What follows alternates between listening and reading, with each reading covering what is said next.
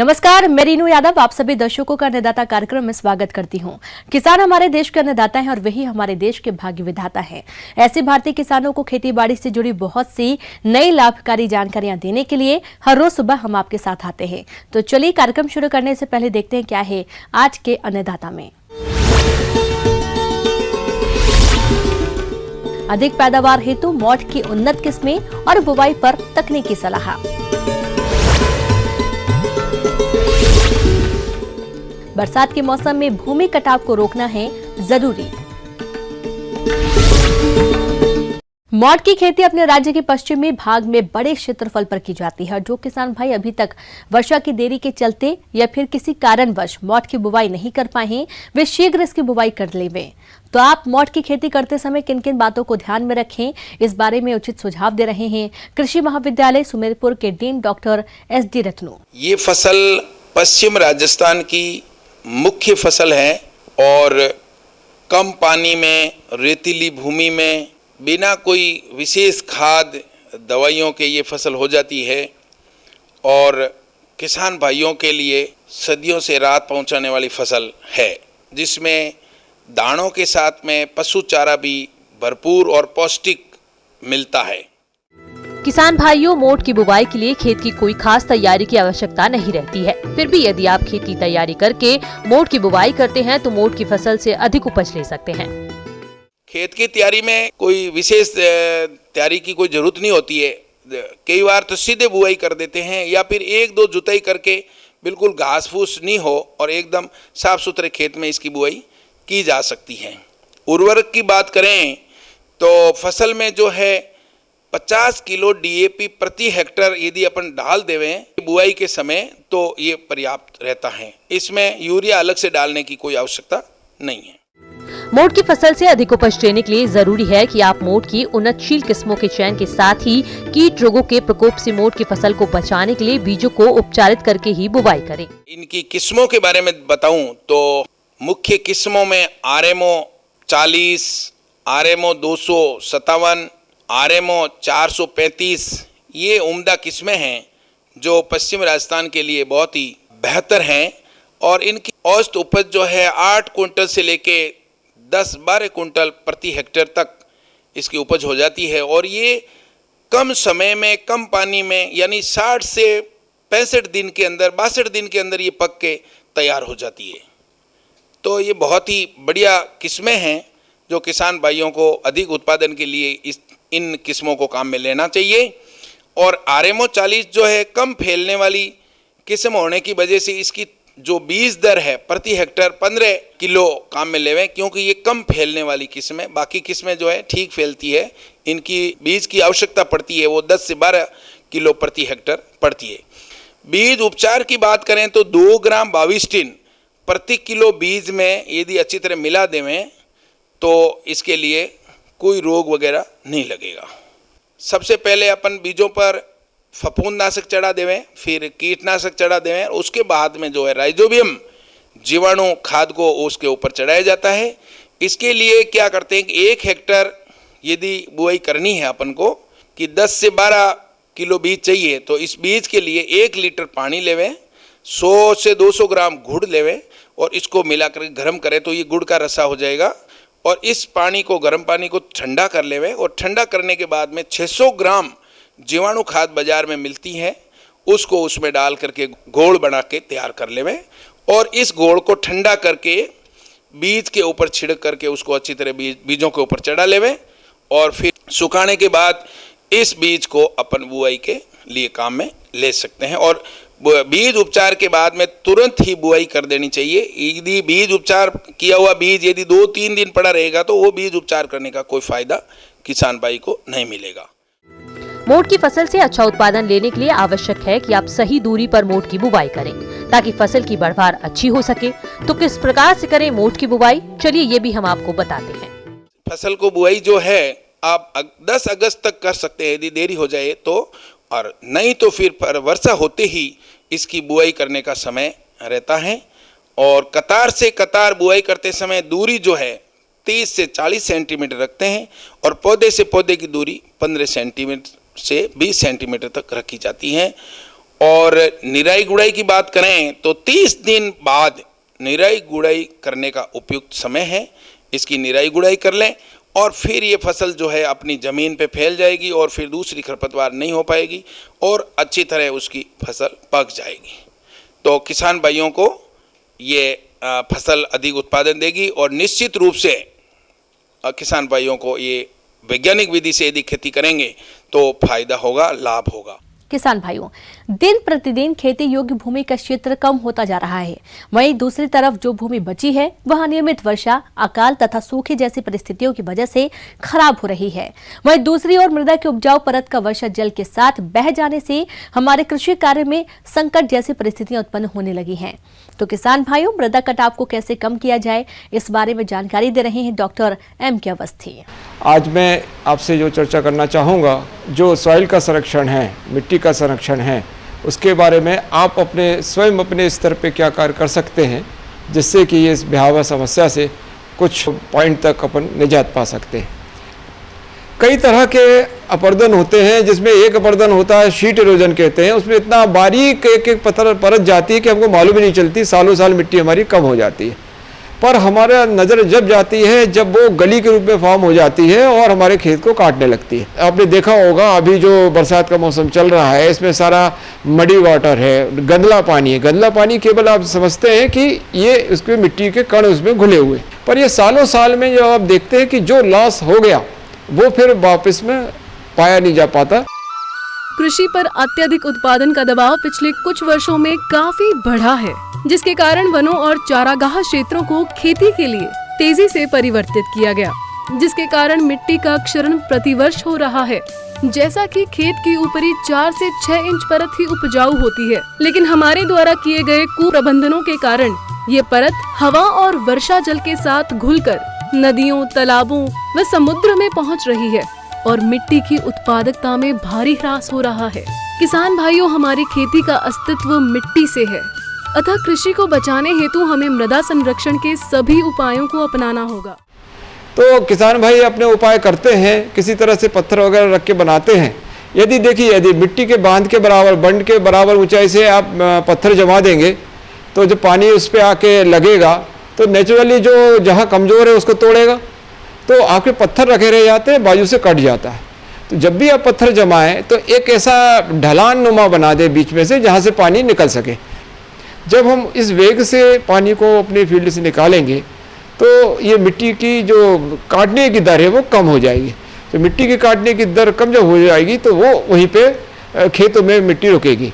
जल द्वारा मृदा क्षरण की समस्या को कम करने के लिए हमें पानी के बहाव की गति को कम करना होगा, अतः इसके लिए कंटूर और सीढ़ीदार खेती सबसे उपयोगी है। पानी के बहाव को नियंत्रित करने के लिए गैबियन संरचनाएं अत्यंत उपयोगी है। फसलें दो तरह की होती हैं। एक फसलें वो होती हैं जो कि मृदा अपरदन को बढ़ाती हैं, दूसरी फसलें वो होती हैं जो कि सॉइल को बिल्ड करती हैं, जैसे नाड्यूल्स वाली फसलें।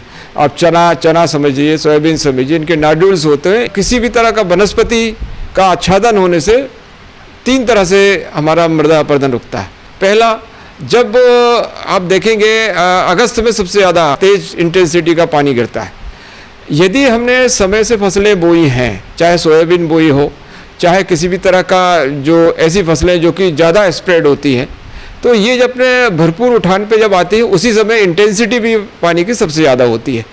तो जब पानी तेज़ी के साथ गिरता है तो सबसे पहले तो इंटरसेप्शन हो जाता है। उसकी तेज़ी, जो बूंद की जो तेज़ी है, जिसमें काइनेटिक एनर्जी होती है जो कि मिट्टी को तोड़ देती है, और वो जब टूटी हुई मिट्टी का छोटे छोटे कण बहते हुए पानी के साथ में चले जाते हैं, तो सबसे पहले तो इंटरसेप्शन से रुक जाता है आपका अपरदन। दूसरा, जब ढाल के साथ में पानी बहता है तो ये पौधे क्या करते हैं कि अपनी जड़ों से मिट्टी को पकड़ के रखते हैं, तो मिट्टी को पकड़ने के कारण एक वो ससेप्टेबल नहीं होती कि बह पाए। तीसरी चीज़, उसके वर्षा जल के मार्ग में ये अवरोध जैसे होते हैं, तो पानी की गति को धीमा करते हैं। जैसे मैंने पहले बताया, पानी की गति को धीमा करें। यदि आपने क्रॉस दी स्लोप बोनी कर रखी है तो जो नाली के जो पानी है उसमें भरेगा और ज़्यादा समय मिलेगा कि अंदर जाए, तो इस तरह से मिट्टी संरक्षण भी होगा और आपका नमी का संरक्षण भी होगा। किसान भाइयों, मृदा क्षरण को रोकने के लिए वृक्षारोपण भी एक अत्यंत उपयोगी विधि है, क्योंकि पेड़ पौधों की जड़ें मिट्टी को बांध कर रखती हैं। जिससे मृदा का कटाव नहीं हो पाता। खेत से मृदा क्षरण को रोकने के लिए मेड़बंदी एक आवश्यक प्रक्रिया है। इसके लिए खेतों के चारों तरफ मेड़ बनाएं। इन मेड़ों पर वृक्ष, झाड़ी, बहुवर्षीय घासों को लगाएं। हरी खाद वाली फसलों को लेना, फसल अवशेषों को बिना जुताई के खेतों में छोड़ना, ढाल के विपरीत बुनाई करना इत्यादि क्रियाएं काफी उपयोगी सिद्ध हुई हैं। इन उपायों को अपनाकर मृदा क्षरण से होने वाली हानि से बचा जा सकता है।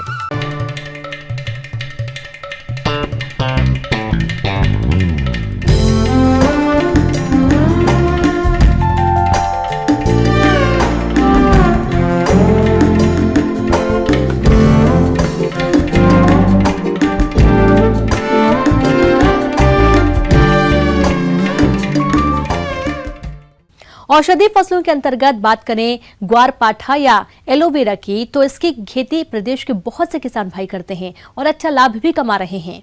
और जो किसान भाई इसकी खेती करना चाहते हैं वह इसके वैज्ञानिक तरीके से खेती कैसे करें, आइए जानते हैं विषय विशेषज्ञ राजेश श्रीवास्तव से। किसान भाइयों, आज चर्चा का विषय है ग्वारपाठा, जिसको अपन घृत कुमारी भी कहते हैं, एलोवेरा के नाम से ज़्यादा जानते हैं लोग बाग। और कंद के जो है वैरायटी आपको बता दें, IC 1011 271, IC 1011 269, IC 11 280 और एक और है 11 249। इस टाइप की जो वैरायटी की कंद है उनको लगाना चाहिए ताकि इसमें उत्पादन अच्छा मिल सके। किसान भाइयों, ये थी एलोवेरा की अधिक उत्पादन देने वाली प्रजातियां। अब आइए जानते हैं खेत की तैयारी, खाद उर्वरक प्रबंधन और वैज्ञानिक तरीके से एलोवेरा की रोपाई तकनीक के बारे में। तो किसान भाइयों, जैसा कि आप जानते हैं कि एलोवेरा बोने से पहले अपन के लिए भूमि की तैयारी करना पड़ती है। तो किसान भाइयों, सबसे पहले अपन चलते हैं भूमि की संरचना करने के लिए। तो सबसे पहले किसान भाइयों अपने पहले हल चलाया या जुताई की, पाटा चलाया, खेत तैयार कर लिया।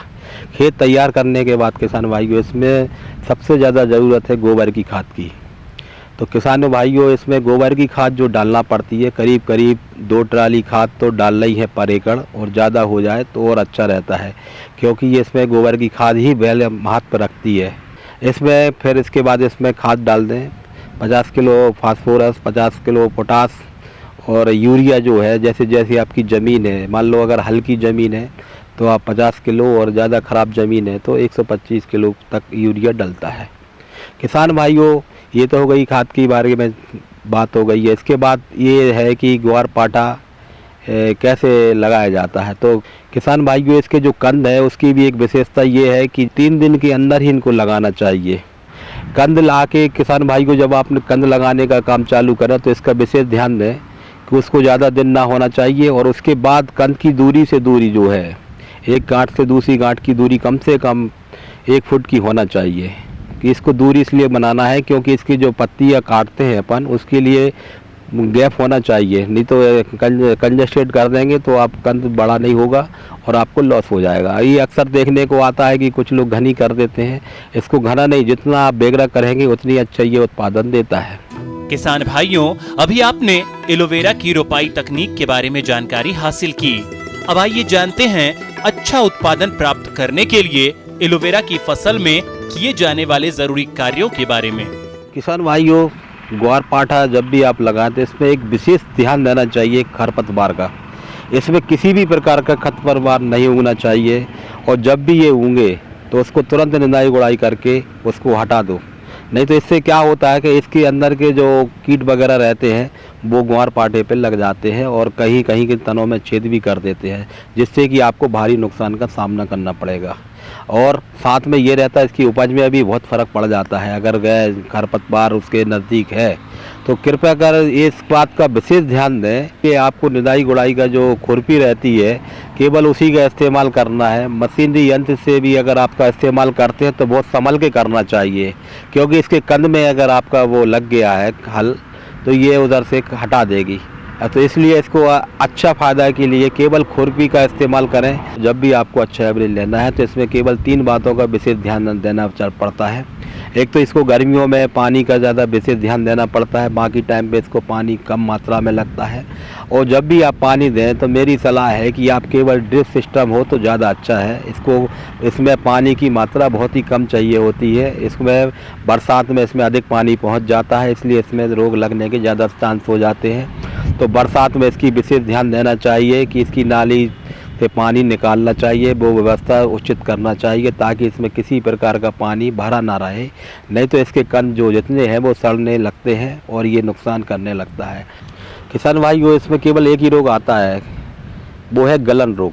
गलन रोग भी इसलिए आता है क्योंकि इसमें ज़्यादा पानी कहीं भरा रहता है तो गलन रोग आने की समस्या आ जाती है और कहीं कहीं धब्बे आते हैं। तो इसके लिए किसान भाइयों एक ही उपचार है, M45 कार्बाडाइजिन वगैरह का घोल कर स्प्रे करके आपको इसको डालना है। पर 1 एकड़ में करीब 100 ग्राम पर एकड़ डालना है। जैसे कि आप देखोगे पीछे नीचे की पत्ती अगर सूख रही है तो उनको रोज़ देखना चाहिए और उसको हटा देना चाहिए, नहीं तो ये आपकी क्वालिटी को ख़राब कर देगा और आपको अच्छा रेट नहीं मिलेगा। और इसकी जो पत्ती है वो मार्केट में किलो के हिसाब से बिकती है और 5-6 क्विंटल पर एकड़ ये एक पत्ती 1 एकड़ में निकलती है।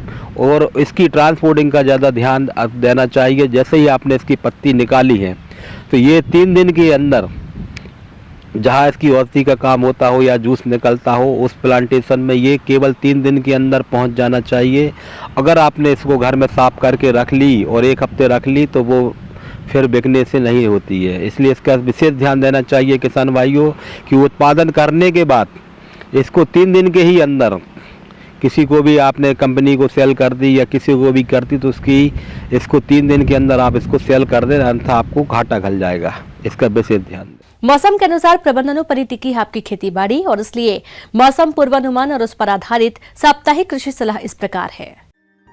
ग्रामीण कृषि मौसम सेवा जयपुर द्वारा भेजे गए मौसम पूर्वानुमान रिपोर्ट के आधार पर किसान भाइयों को सलाह दी जाती है कि मूंगफली में पीलिया रोग के लक्षण दिखाई देते ही गंधक का अम्ल 0.1% या हरा कसीस के 0.5% घोल का छिड़काव करें।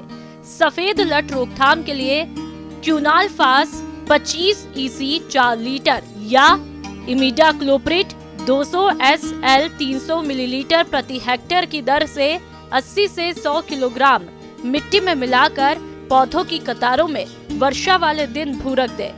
भिंडी की फसल में पीत शीरा मोजिक रोग के प्रकोप की संभावना है। इस रोग में पत्तियां चितकबरी होकर प्याले नुमा शक्ल की हो जाती है। इस रोग का संचार सफेद मक्खी नामक कीट से होता है। इसके नियंत्रण हेतु फूल आने के पहले तथा फूल आने के बाद मेलाथियोन 50 EC 1 मिलीलीटर प्रति लीटर पानी के हिसाब से छिड़काव करें।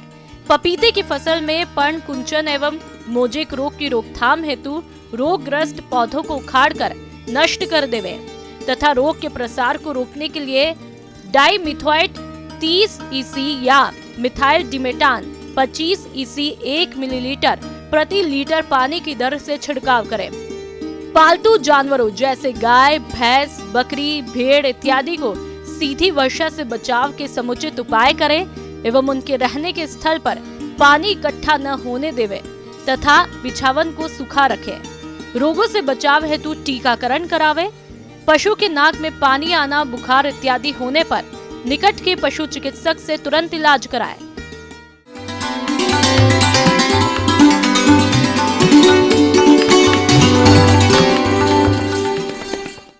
अन्नदाता हेल्पलाइन निःशुल्क फोन संपर्क सेवा के माध्यम से आपके द्वारा पूछे गए प्रश्नों में से 1 या 2 महत्वपूर्ण प्रश्नों को हम अपने कार्यक्रम में शामिल करते हैं और इसी के तहत आज का चयनित प्रश्न और उसका जवाब इस प्रकार है।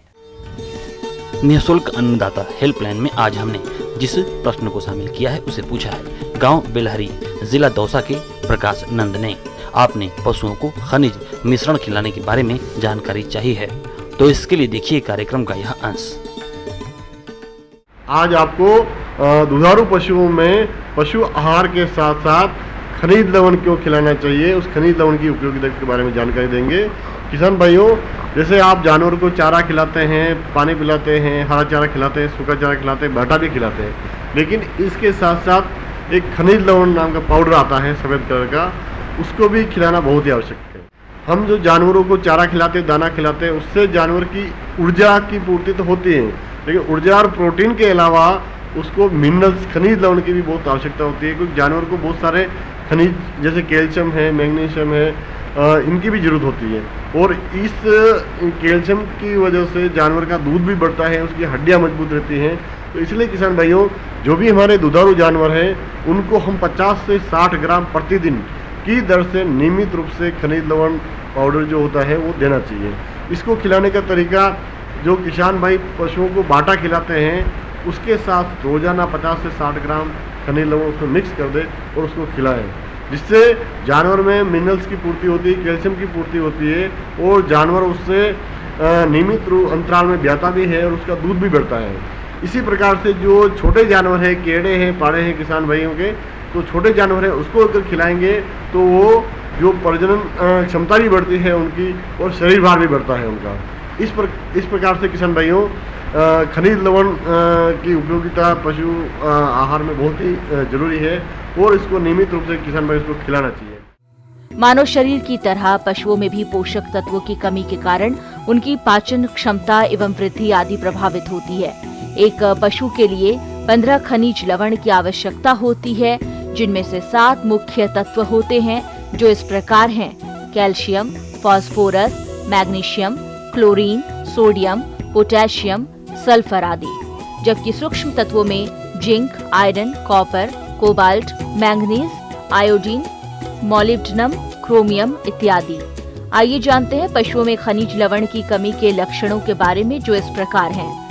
पशु का पाचन खराब हो जाता है, पशु के शरीर में खून की कमी हो जाती है, पशु में बांझपन की समस्या, पशु दूध कम देता है, बछड़े बछड़ियों की बढ़वार कम होना, पशु समय पर गर्भधारण नहीं करता है, पशु में कई तरह के रोग होना आदि लक्षण खनिज लवणों में कमी के चलते ही होते हैं। पशुओं को खनिज लवण खिलाने की मात्रा 8 से 10 लीटर, दूध देने वाले पशुओं को प्रतिदिन 50 ग्राम प्रति दुधारू पशु के हिसाब से दें, जबकि अन्य पशुओं को 30 से 40 ग्राम प्रतिदिन आहार के साथ दें। अब आइए देखते हैं कल दिखाए जाने वाले कार्यक्रम की मुख्य झलकियां। रोगों के नियंत्रण में सहायक है ट्राइकोडर्मा।